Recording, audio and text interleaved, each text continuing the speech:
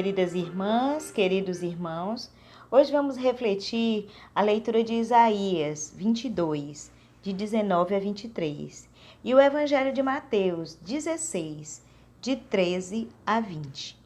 A primeira leitura aconteceu no tempo do profeta Isaías, 8 séculos antes do nascimento de Jesus. O administrador do palácio do rei Ezequias se chamava Sobna, e ele era soberbo e se achava muito importante. Acabou sendo deposto pela ação do próprio Deus, e em seu lugar foi nomeado Eliacim. Eliacim, Deus disse que seria um pai para o povo e teria o poder das chaves. Sua posição seria firme, como uma estaca fixada em lugar seguro. Já no Evangelho, Jesus faz uma pergunta aparentemente inocente: quem dizem os homens que é o Filho do Homem? Assim, ele recebe diversas respostas dos discípulos, pois essa pergunta não comprometia ninguém, uma vez que tem a ver com o compromisso de outros. Mas a segunda pergunta, esta sim é marcante.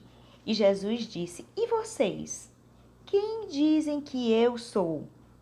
Agora não vem mais tantas respostas, pois quem responde, responde em nome pessoal e não dos outros, e se compromete com as consequências da sua resposta. E Pedro responde. E Jesus? Jesus então coloca Pedro na posição de fundamento. Ele é a pedra sobre a qual Jesus vai construir a sua igreja e a comunidade dos seus seguidores. E Jesus dá a Pedro o que chamamos de o poder das chaves. É aquele já citado lá na primeira leitura. Era a figura de Pedro que recebe uma função segura dessa vez, com a garantia do próprio Deus de que ele seria firme e não poderia ser abalado. Tudo em benefício do povo.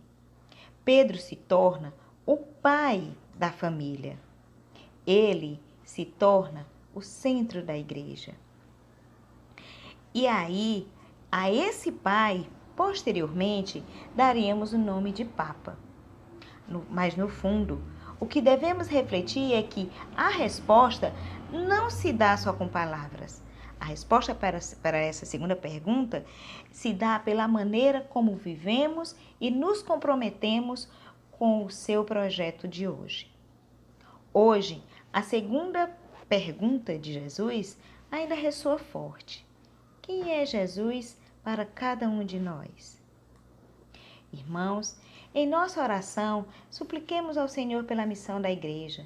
Rezemos nas intenções do Papa, peçamos pelos cristãos perseguidos por causa de sua fé e pelos povos que vivem em regiões de conflitos, de guerra. Rezemos por nossas comunidades indígenas.